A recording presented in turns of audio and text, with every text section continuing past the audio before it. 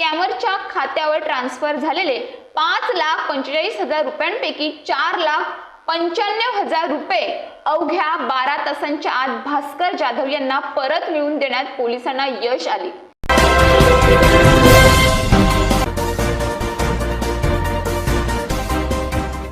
वाडा येथील एका नागरिकाची भारतीय स्टेट बँकेच्या SBI युनो ॲपद्वारे 5,45,000 रुपयांची फसवणूक झाली होती। त्यापैकी तब्बल 4,95,000 रुपये 10 तासात परत मिळवून देत वाडा पोलिसांनी सायबर गुन्हेगारी विरुद्धच्या लढ्यात मोठे यश संपादन केले आहे। वाडा शहरातील आगरआळी येथील 55 वर्षीय भास्कर दामोदर जाधव यांनी 13 जुलैला सायंकाळी 5:30च्या सुमारास त्यांच्या SBI युनो ॲपला अपडेट करण्यासाठी गुगलवर युनो ॲप अपडेट 2025 असे सर्च केले। त्यानंतर त्यांना एका अनोळखी क्रमांकावरून फोन आला।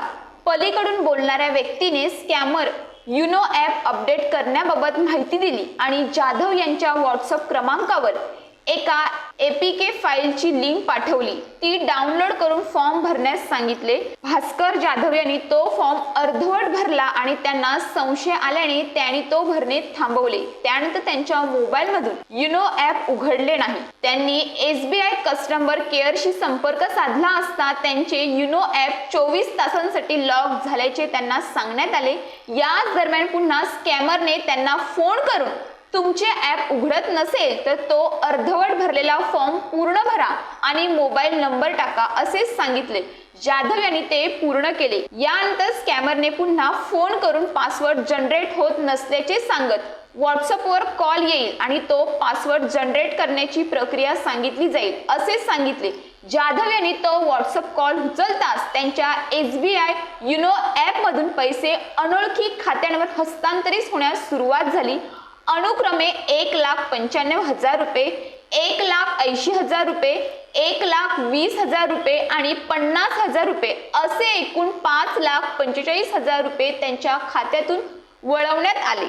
आपली आर्थिक फसवणूक झाल्याचे लक्षात येताच भास्कर जाधव यांनी तात्काळ वाडा पोलीस ठाण्यात तक्रार दाखल केली। वाडा पोलीस ठाण्याच्या महिला पोलीस उपनिरीक्षक पल्लवी बाणे यांनी सायबर पोलीस ठाण्याच्या प्रभारी अधिकारी महिला पोलीस उपनिरीक्षक रुपाली गुंड यांच्या मदतीने तातडीने कार्यवाही केली। सायबर गुन्हेगारीमधील गोल्डन अवर पहिला 1 तास अत्यंत महत्त्वाचा असतो, कारण या वेळेत बँकेच्या व्यवहारांना थांबवणे शक्य होते। पोलिसांनी नॅशनल सायबर क्राईम रिपोर्ट पोर्टलवर तात्काळ तक्रार दाखल केली। त्याचबरोबर SBI बँकेच्या कस्टम केअरला कळून संशयित आरोपीच्या खात्याचे व्यवहार अगदी 15 ते 20 मिनिटांच्या आत थांबवले।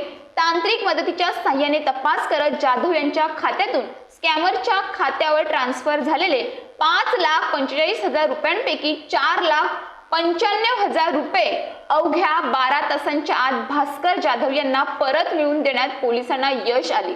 पोलिसांनी केलेल्या कामगिरीबद्दल परिसरातून कौतुक होत आहे। मात्र नागरिकांना असाही प्रश्न पडला आहे की भास्कर जाधव यांना त्यांचे पैसे परत मिळाले, परंतु पोलिसांना आरोपीला पकडण्यात एकंदरीत अपयश आलेले दिसून येत आहे।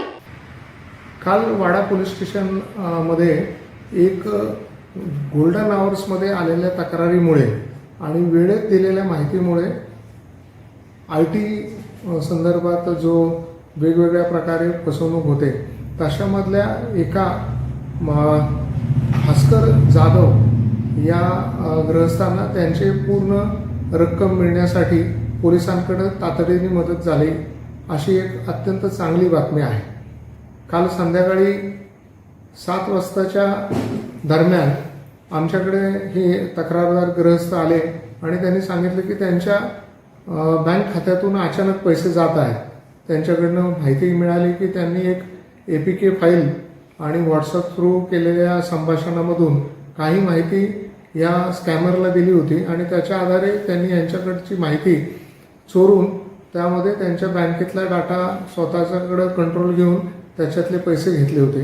ही माहिती वेळेवर आमचे PSI बाने मॅडम आणि सोनवणे त्यांना कळाल्यामुळे त्यांनी तातडीने हालचाल केली आणि गोल्डन हाऊसचा पूर्ण फायदा घेऊन आमच्या सायबर युनिटच्या PSI गुंड आणि त्यांच्या सहकारी तसेच आमचे PSI मेढे यांच्या बरोबर एकत्रितपणे काम करून तातडीने बँकेशी संपर्क साधला, बँकेकडून माहिती घेऊन त्याच्यामध्ये या स्कॅमरकडनी केलेल्या गोष्टीवर तात्काळ ब्लॉक करण्यासाठी जी प्रक्रिया आहे ती पूर्ण केली आणि बँकेला विश्वास दिला की आम्ही रविवारी सुद्धा अशा पद्धतीने काम केल्यानंतर आम्हाला तुम्हाला सहकार्य केलं पाहिजे.